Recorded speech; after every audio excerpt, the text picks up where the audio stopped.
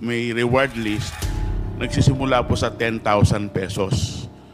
Sa ordinaryong drug user or courier or street peddler, so 10,000 po. Pagka medyo may posisyon, barangay captain o mayor, tumataas po yung presyo. Magkano pag mayor po? Ang alam ko parang 50,000 po. Pag congressman?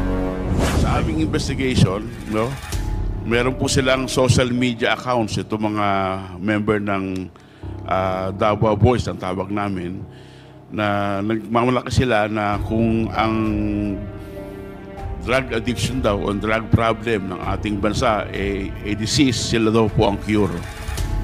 At may isa pa lang sabi na ano bang special skills nyo, bakit kayo nila sa Quezon City?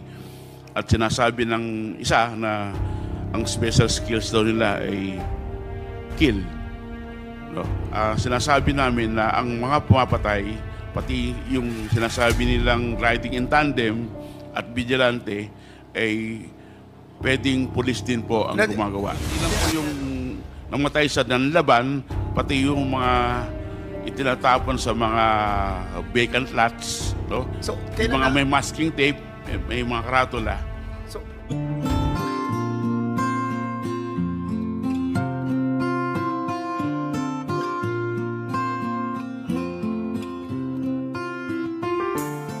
the last time that we have invited him ay during sa committee ng human rights. Unfortunately, Colonel Patay is not around right now because we remember in the last hearing that we conducted, you mentioned about those not petty crimes, but those small crime that was committed in accordance with General Rodriguez, yung namatay na general, na nagsabi sa iyo. Hindi po Rodriguez, Your Honor. General Mendoza. Mentioned, no, about doon sa mga killings that are being paid 10,000, 20,000, and so forth. Can you kindly reconfirm, Mr. Mogato, yung tema ng iyong report during the time that you have interviewed Colonel Patay? But surely, in the next hearing, Colonel Patay will be going to be here. Sige, go ahead, Mr. Mogato. Your Honors, good evening po. No? Maraming salamat at I was invited again. And for the record, I just want to clarify that I'm not a member of Rise Up. Kasi sa COMSEC, member ako ng Rise Up. So I just want to clarify.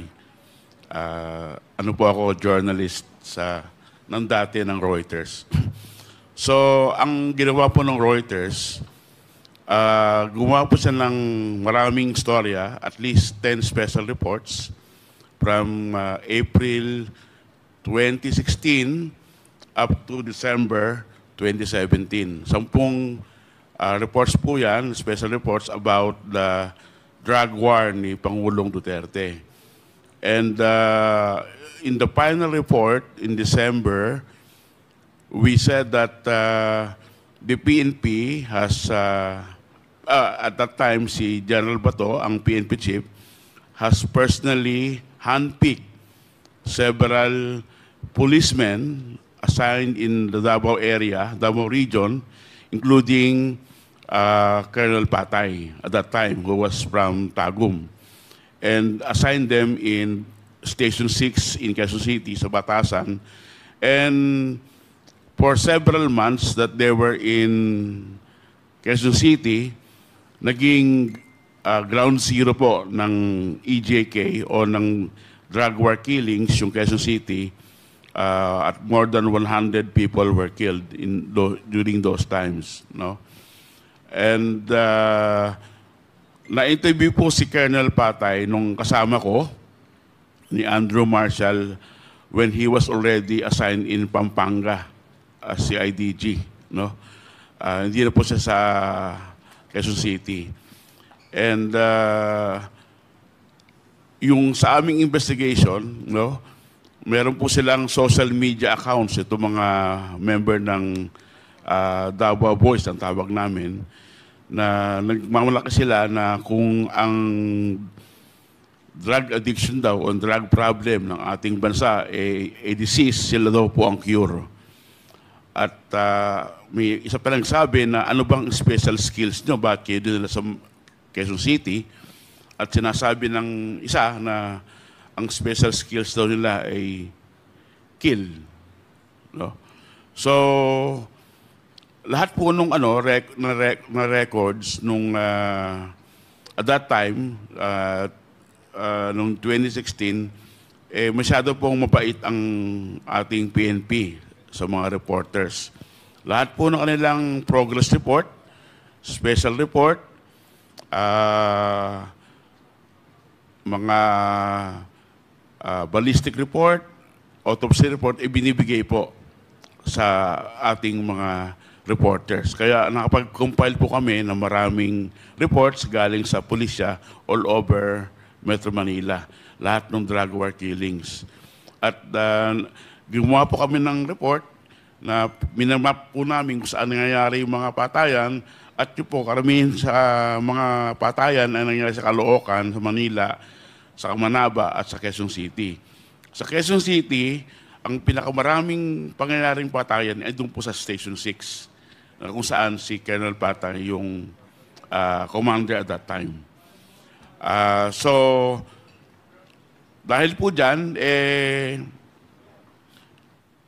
yung aming report nakatawag ng pansin. Actually, Your Honors, hindi lang po ang Reuters ang gumagawa ng drug war stories.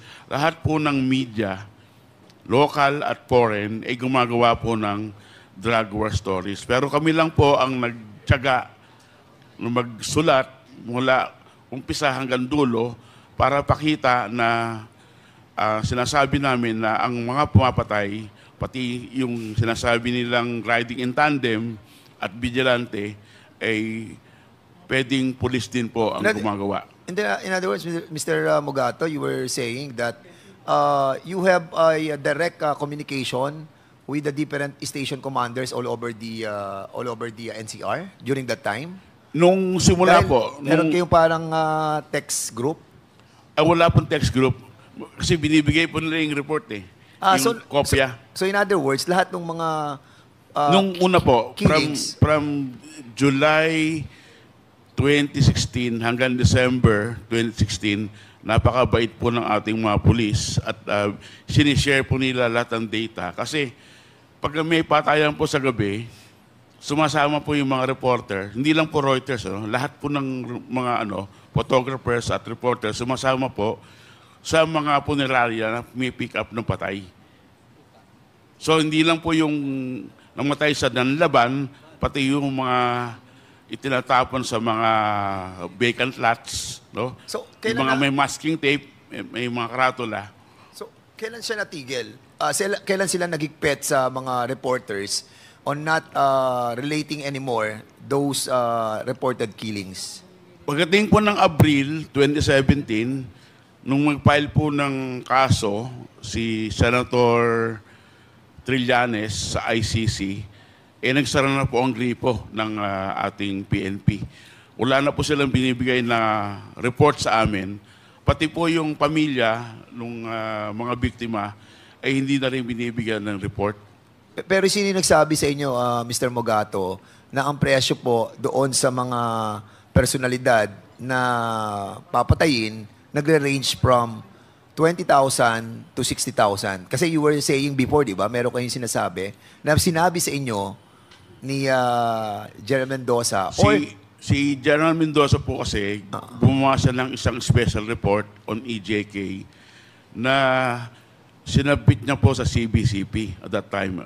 Ang alam ko, ang pinagbigay niya ng kopya ay si Father Intengan. Si Archie. Si Father Archie Antengan ng Ateneo? Opo. Kasi doon po kami nag-meeting sa opisina ni Father Archie sa Ateneo. Doon po namin ini-interview si General Mendoza. So doon po na so binibigay po niya yung nabigay niya sa amin report. At sa report niya may reward list, nagsisimula po sa 10,000 pesos sa ordinaryong drug user or courier or street peddler, so 10,000 po. Pagka medyo may posisyon, barangay captain o mayor, tumataas po yung presyo. Magkano pag mayor po? Ang alam ko parang 50,000 po. Pag congressman? Ay, wala po eh. Wala naman na. Hindi wala ko po naman alam na- kung may wala member ng congressman. Congress na involved. Anyway, meron din po kayo sinabi na active pa yung isang PNP ngayon na nandito po sa loob ng ating pong PNP organization. Pero during that time, you were not able to reveal it, correct? Opo, kasi meron po kaming pangako doon sa police officer na hindi po namin siya bibigay identity. Kasi alam niyo po, yung mga reporters po, kami mga journalists, nabubuhay sa trust ng aming mga Yeah. sources. So ayaw po namin sirain yon. Yung active officer po na yon, ibinigay po sa amin ni General. Kasi nalaman po ng mga editors ko na hearsay lang po yung report ni General. Kasi hindi po siya yung actual na nakakaalam. Nung Oplan double barrel at nung kalakaran o nung reward list.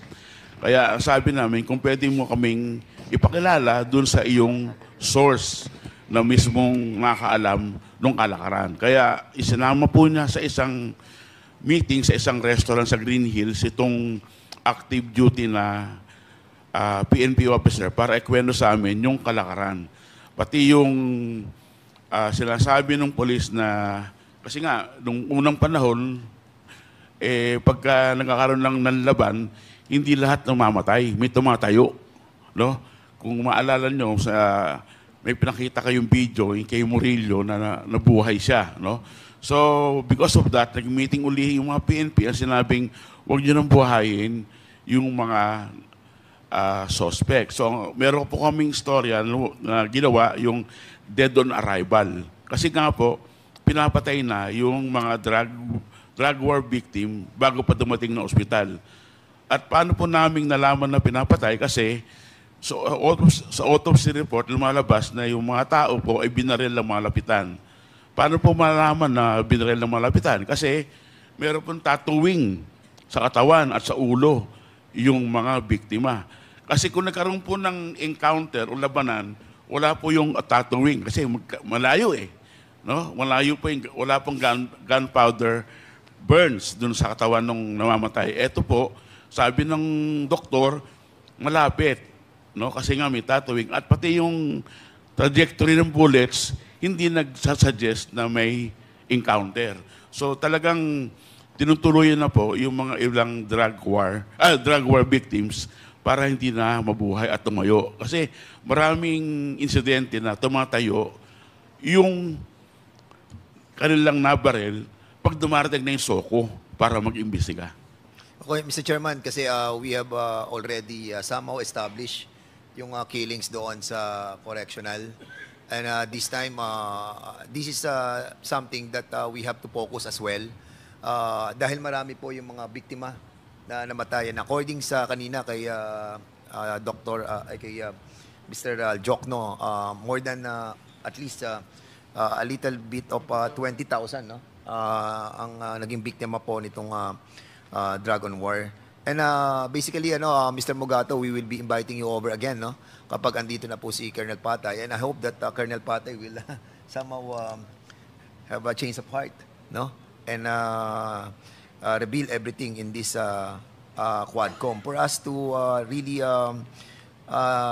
see and peret talaga yung katotohanan, no? And kay naman po, kay Ma'am Garma, can we also require you to submit your SALN during your incumbency as GM of the PCSO? Can we expect to submit that to us in the next hearing? Yes, thank you. Chair, All right. Thank you so much, Mr. Chairman. meron lang po Congressman akong Abante. katanungan kay Atty.